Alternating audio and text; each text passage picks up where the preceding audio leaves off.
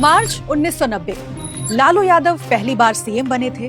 एक रोज वो दिल्ली से पटना आने के लिए प्लेन में बैठे। उड़ान से ठीक पहले उन्होंने पास खड़े अफसर से कहा, सुनो, पान तो खिला दिए, अब थूके कहाँ? हड़बड़ाए अफसर ने एक पाउच बैग दिया और लालू ने उसी में थूक दिया। लालू के पीछे हमेशा एक शख्स खड़ा रहता जो उन्हें मली हुई खैनी देता था। लेकिन लालू का ये अंदाज और सीएम की कुर्सी तक पहुँचने का सफर सब कुछ रातों रात नहीं हुआ था। दैनिक भास्कर की सीरीज मुख्यमंत्री में आज लालू प्रसाद यादव की कहानी, कैसे गांव में भैंस चराने वाला लड़का बिहार की सबसे ताकतवर कुर्सी तक पहुंचा।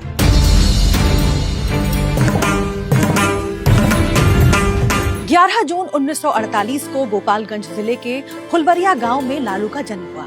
पिता कुंदन राय जाति से ग्वाले थे। उनके पास केवल 2 बीघा खेत और कुछ मवेशी थे। लालू 7 भाई बहन थे। पूरा परिवार गांव की एक झोपड़ी में रहता था। लालू दिन भर भैंस चराते थे। अपनी biography Gopalganj to Raisina my political journey में लालू लिखते हैं, बचपन बेहद गरीबी में बीता। माई रात में मकई और मोटे अनाज पानी में उबालकर खाने के लिए देती। लालू की शुरुआती पढ़ाई गांव के स्कूल से ही हुई। इसके बाद वो चाचा के साथ पटना पहुंचे।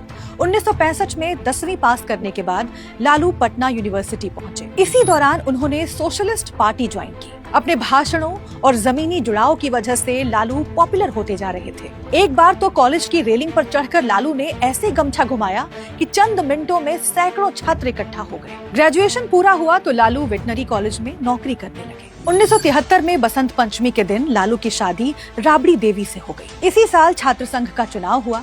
लालू ने नौकरी छोड़कर चुनाव लड़ा और जीतकर अध्यक्ष बने। 1974 में इंदिरा सरकार के खिलाफ जेपी आंदोलन शुरू हुआ तो लालू भी जुड़ गए। वे करीब 2 साल जेल में रहे। इमरजेंसी के बाद मार्च 1977 में लोकसभा चुनाव हुए। जनसंघ समेत कई विपक्षी पार्टियों ने मिलकर जनता पार्टी बनाई। बिहार के पूर्व सीएम कर्पूरी ठाकुर ने लालू को छपरा से टिकट दिलवाया। लालू चुनाव जीत गए और 29 साल की उम्र में पहली बार सांसद बने। इसके बाद 1980 और 1985 में सोनपुर से विधायक बने। तब तक जनता पार्टी में फूट पड़ने लगी थी।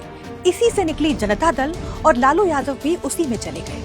फरवरी 1990 में जब बिहार चुनाव हुए तो जनता दल को 324 में से 122 सीटें मिली। बीजेपी के 39 विधायक, कुछ छोटी पार्टियों और निर्दलीय विधायकों ने जनता दल का समर्थन कर दिया। अब बारी थी मुख्यमंत्री चुनने की। पूर्व सीएम रामसुंदर दास खुद को दावेदार मान रहे थे। लालू ने भी सीएम की दावेदारी ठोक दी। केंद्र में भी जनता दल की सरकार थी, लेकिन प्रधानमंत्री वीपी सिंह की पसंद रामसुंदर दास थे। ऐसे में लालू ने एक चाल चली। उन्होंने वीपी सिंह और चंद्रशेखर के बीच चल रही अदावत का फायदा उठाया। दरअसल चंद्रशेखर का मानना था कि वीपी सिंह ने उन्हें धोखे में रखकर पीएम की कुर्सी पाई है। लालू ने चंद्रशेखर को फोन कर कहा, बाबू साहब कुछ करिए, नहीं तो वीपी सिंह बिहार में अपने आदमी को सीएम बना देंगे। चंद्रशेखर ने फौरन दांव चला और रघुनाथ झा को भी सीएम की दावेदारी करने को कहा। अब विधायक दल का चुनाव त्रिकोणीय हो गया, यानी वोट 3 जगहों पर बंटने वाला था। नतीजे आए तो लालू को सबसे ज्यादा 59 वोट मिले। इस तरह वे विधायक दल के नेता चुन लिए गए। लालू ने राजभवन के बजाय राजनीतिक रैलियों का गढ़ पटना के गांधी मैदान में शपथ लेने का ऐलान किया, वो भी जेपी की प्रतिमा के सामने। 10 मार्च 1990 को लालू ने बिहार के 20वें मुख्यमंत्री की शपथ ली। इससे जुड़ा एक दिलचस्प किस्सा है। जब मुख्यमंत्री बनने के बाद लालू माँ से मिलने पहुँचे, उन्होंने माँ से कहा, माई, हम मुख्यमंत्री बन गई नी। ई का होला? हम हथुआ महाराज से भी बड़का आदमी बन गई नी। दरअसल हथुआ सारण जिले का राज परिवार है। वहीं जमीनी जुड़ाव लालू की खासियत रही।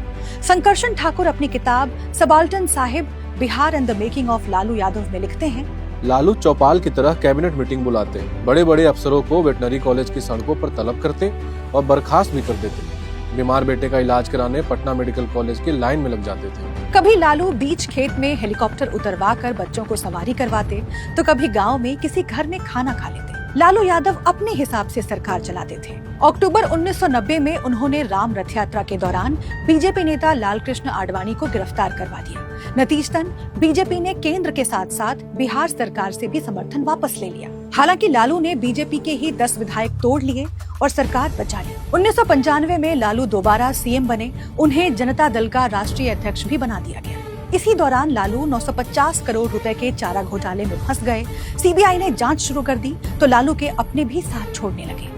जनता दल के राष्ट्रीय अध्यक्ष के चुनाव में शरद यादव ने लालू को चुनौती दी।